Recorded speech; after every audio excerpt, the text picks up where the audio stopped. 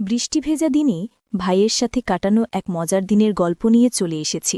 আমার এই গল্পে এমন কিছু মুহূর্তের কথা বলবো যা আপনার মন ছুঁয়ে যাবে। গল্পটি যদি আপনার ভালো লাগে তাহলে একটি লাইক দিয়ে আমার চ্যানেলটি সাবস্ক্রাইব করে আমার সাথে থাকুন। বন্ধুরা, আমার নাম রূপা। আমার বয়স এখন ৩১ বছর। প্রায় ৮ বছর হল আমার বিয়ে হয়েছে। কিন্তু আমার স্বামী তার কাজের জন্য বেশিরভাগ সময় শহরের বাইরে থাকেন, তাই বাড়িতে আসার সুযোগ খুব কম পান।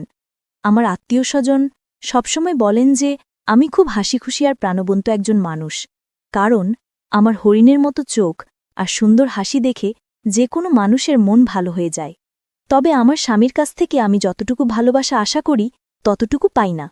কাল আমার চাচাতো বোনের বিয়ে, তাই আমি একদিন আগেই সেখানে যাচ্ছি।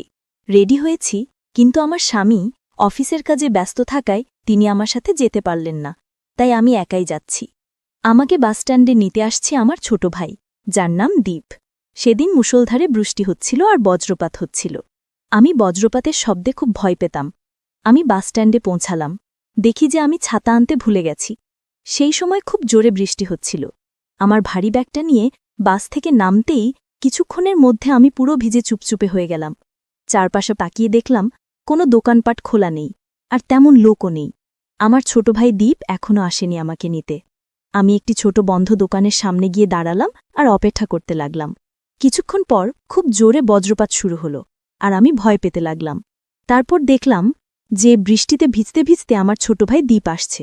সেও বাড়ি থেকে বেরোনোর সময় ছাতা নিতে ভুলে গেছে। দীপ এসে আমার পাশে দাঁড়ালো আর বলল, আপু, অনেক ভিজে গেছো দেখছি। বৃষ্টিতে ভিজে আমার জামাকাপড় সহ ব্যাগের সব জামাকাপড় ভিজে যাচ্ছিল। আমি খুব অস্বস্তিতে ছিলাম। দীপ জিজ্ঞেস করল, আপু, তুমি কি করে ভিজে গেলে? আমি বললাম, আর বলিস না, আমি ছাতা আনতে ভুলে গেছি, আর এখন দেখছি তুইও তো ছাতা নিসনি। দীপ বলল, হ্যাঁ, আমিও তাড়াতাড়ি বেরোতে গিয়ে ছাতা আনতে ভুলে গেছি। এরকম কথা বলতে বলতে আরও জোরে বৃষ্টি হতে লাগল, আর সাথে খুব জোরে বজ্রপাত শুরু হল। ভয়ে আমি দোকানের পিছনে পিছিয়ে গেলাম। দীপ দেখল যে আমি আস্তে আস্তে ওর কাছ থেকে পিছিয়ে যাচ্ছি। বজ্রপাতের শব্দ আরও জোরে হতে লাগল। ভয়ে আমি হঠাৎ বসে পড়লাম। দীপ বলল, আপু, ভয় পেয়েছ বুঝি? চিন্তা করো না, আমি আছি। আমি বুঝলাম ও আমার জন্য চিন্তিত হয়ে পড়েছে। একটু পরে এমন জোরে বজ্রপাত হল, আমি চিৎকার দিয়ে দোকানের খুঁটি শক্ত করে ধরলাম। কিছুক্ষণ পর বুঝতে পারলাম চিৎকার দেওয়ার জন্য ওই মুহূর্তেই দীপ চমকে গেছে। তারপর আমার ভাই বুঝতে পারল যে আমি খুব ভয় পাচ্ছি। তখন দীপ আরেকটু সাহস নিয়ে আমাকে শান্ত করার জন্য বলল, চলো একটা ভালো জায়গায় দাঁড়াই। বৃষ্টি থামার নামই নিচ্ছিল না। আমি ভয়ে ভাইয়ের হাত ধরে দাঁড়িয়েছিলাম। কিছুক্ষণ পরে আমাদের সামনে দিয়ে দুজন লোক পার হল। দীপ লোকগুলোকে দেখে আমার হাত ছেড়ে দিয়ে একটু দূরে দাঁড়াল। লোকগুলো চলে গেলে দীপ আবার আমার হাত ধরল, যেন আমি ভয় না পাই। এরকম হতে হতে প্রায় অনেকক্ষণ সময় কেটে গেল। আমার ভয় পাওয়া দেখে দীপ হাসতে লাগল। আমিও হাসতে লাগলাম। আমি তখনও দীপের পাশেই দাঁড়িয়েছিলাম। হঠাৎ করে দীপের চোখ পড়ল পাশে থাকা ডাবের দিকে। বৃষ্টিতে ভিজে যাওয়ার কারণে দোকানের টিনের ছাউনির নিচে ডাবগুলো খুব সুন্দর দেখা যাচ্ছিল। এই বৃষ্টির মধ্যেই দীপ হঠাৎ একটা ডাব খাওয়ার জন্য হাতে নিল। তারপর তা এক নজর ভালোভাবে দেখে সুন্দর করে খেতে লাগল। বজ্রপাধার মুষলধারে বৃষ্টির কারণে আশেপাশে তেমন কোনো মানুষ ছিল না। দীপের ডাব খাওয়া দেখে আমার কেমন যেন ভালোই লাগতে শুরু করল। ডাব খাওয়ার পর দীপ আমার পাশেই দাঁড়িয়ে রইল। আমি ওর পাশে দাঁড়িয়ে বললাম, বৃষ্টি যদি না থামে তবে কিভাবে যাব ভাবছি। কিছুক্ষণ পর বৃষ্টিতে ভিজে আমার আর ওর অবস্থা খারাপ হয়ে গেল। তারপর আমি বৃষ্টির জলে হাত ধুয়ে নিয়ে ওকে বললাম, আজকের এই স্মৃতিটা অনেকদিন মনে থাকবে ভাই। ও বলল, হ্যাঁ আপু, অনেকদিন পর এত সুন্দর সময় কাটালাম। তবে দীপ বলল, এই বৃষ্টি ভেজা মুহূর্তে ডাবটা দেখতে যেমন সুন্দর ছিল, খেতেও ভালো লাগল। এরপর কিছুক্ষণ পর বৃষ্টিটাও কমে গেল। বিকেলবেলা বৃষ্টিটা যখন থেমে গেল, তখন আমরা দুজন বিয়েবাড়িতে চলে আসলাম। বাড়িতে আসার পর আমি আমার ভেজা কাপড় বদলে নিলাম আর ভালো একটা লাল রঙের শাড়ি পরে নিলাম। তারপর বাড়িতে সবার সাথে কথাবার্তা বলছিলাম। এর মাঝে দেখি দীপ বিয়েবাড়ির মানুষের সাথে দোতলার উপর কথা বলছে আর হাসছে। একটু পর আমার দিকে তাকিয়ে হাত দিয়ে আমাকে উপরে যাওয়ার জন্য ডাকছে। আমিও ওর দিকে মাঝে মাঝে দেখছি আর হাসছি। তখন আমার একজন বৌদি আমাকে বলল, রূপা, তুমি একটু দোতলায় গিয়ে রান্নাঘর থেকে 3টা প্লেট এনে দেবে? আমি বললাম, হ্যাঁ বৌদি, কোনো ব্যাপার না, আমি এক্ষুনি যাচ্ছি। আমি দোতলায় গেলাম আর দেখলাম যে দীপ সিঁড়ির কাছে দাঁড়িয়ে আছে। তো আমি ওকে জিজ্ঞেস করলাম, প্লেট কোন ঘরে রয়েছে? দীপ বলল, সামনে গিয়ে ৩ নম্বর ঘরটায় প্লেট রয়েছে। দোতলায় কেউ ছিল না, সবাই নিচে কাজে ব্যস্ত। আমি সেদিকে যেতে শুরু করলাম, আর আমার সাথে সাথে ছোট ভাইও আসছিল। ঘরের সামনে গিয়ে দেখতে পেলাম এই ঘরটাতে বিভিন্ন রকম বিয়ের বাজারে ভর্তি। ডানে তাকাতেই দেখি দীপ আমার সামনে। আমি ঘরের ভিতরে গেলে ভাইও আমার সাথে এলো। দীপ বলল, আপু, একটু বসো, তোমার সাথে একটু কথা আছে। আমি তখন বললাম, এখন তোমার কোনো কথা শোনা যাবে না, সবাই বাড়িতে কাজ করছে। বৌদি যদি কাজ রেখে গল্প করতে দেখে তাহলে মন খারাপ করবে। বন্ধুরা, এখনও তোমাদেরকে আমার এই ছোট ভাই দীপের নাম বলা হলো না। ওর বয়স ১২ বছর।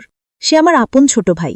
দেখতে ছোট হলেও তার ভিতরে দায়িত্ববোধ তো ছিল অনেক, তবে সে খুব দায়িত্বশীল, তা বাইরে থেকে বোঝা যায়। আমি খুব খুশি যে এমন একটা ছোট ভাইকে পেয়েছিলাম। যাই হোক, আমার কথা শুনে ভাই আমাকে বলল, আপু, এখন বাড়িতে অনেক মানুষ থাকলেও সবাই কাজে ব্যস্ত।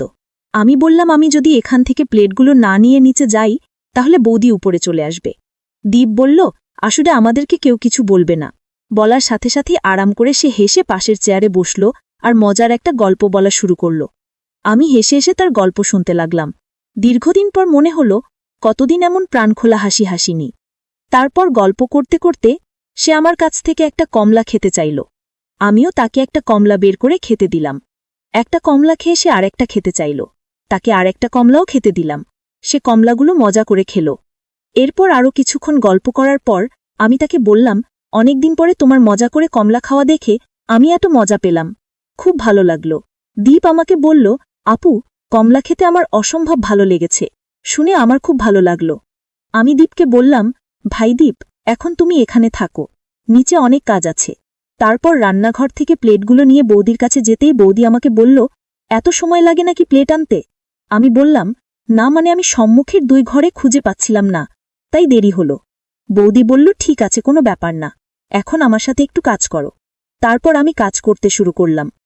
এরকম কাজ করতে করতে রাত হয়ে গেল। সবাই মিলে তখন খেতে বসেছে। আমি আর বৌদি খাওয়া দাওয়া করা শেষে বৌদি আমাকে শোবার ঘরটা দেখিয়ে দিল, যেটা ছিল দোতলার সম্মুখের ঘরের পরের ঘর। ঘরটা বেশ ছোট ছিল। ঘরে একটি সিঙ্গেল বেড, আলমারি আর একটি ড্রেসিং টেবিল আছে। শোবার সময় আমি কাপড় বদল করলাম না, কারণ বাকি কাপড়গুলো বৃষ্টিতে তখনও ভিজে ছিল। তারপর দেখি দীপ আমার ঘরে এসে চারদিক আর ঘরের বাইরেটা দেখে নিল। আমার মনে হলো সে কি যেন খুঁজছিল। যখন কিছু দেখতে পেল না তখন ভাই পাশের চেয়ারে বসল। আপু, আমার কিছু খেতে ইচ্ছা করছে, যদি কিছু খেতে দিতে। আমি বুঝতে পারলাম দীপের তখন কমলা খেতে ভালো লেগেছে, তাই সে এখন আবার কমলা খেতে চায়। তারপর তাকে 2টি কমলা বের করে দিলাম। সে মজা করে খেল।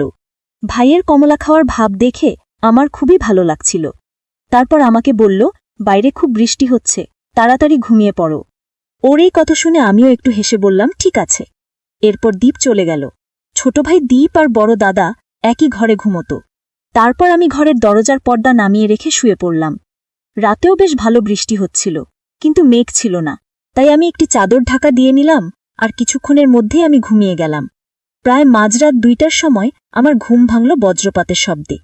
বজ্রপাতের শব্দ শুনে আমি একটা জোরে চিৎকার দিয়ে উঠেছিলাম। তখন আমি দেখতে পেলাম বাড়িতে লাইট নেই বৃষ্টির কারণে। তারপর আমার আর ঘুম পাচ্ছিল না, তাই আমি এক সাইড হয়ে ঘুরে শুয়ে থাকলাম আর ঘুমানোর চেষ্টা করছিলাম। কিছুক্ষণ পর আমি বুঝতে পারলাম কেউ যেন আমার ঘরের ভিতরে এলো। আমি বুঝতে পারলাম এটা আমার ভাই দীপ ছাড়া আর কেউ না। সে আমার চিৎকার শুনে দেখতে এসেছে, তাই আমি নির্ভয়ে শুয়ে আছি। তারপর ছোট ভাই দীপ আমাকে বলল, আপু, একা একা ভয় পাচ্ছ না তো? যদি ভয় হয় তাহলে বলো, আমি তোমার পাশে বসে থাকব। তখন আমি বুঝতে পারলাম ছোট ভাই দীপ কেন আমার কাছে এসেছে।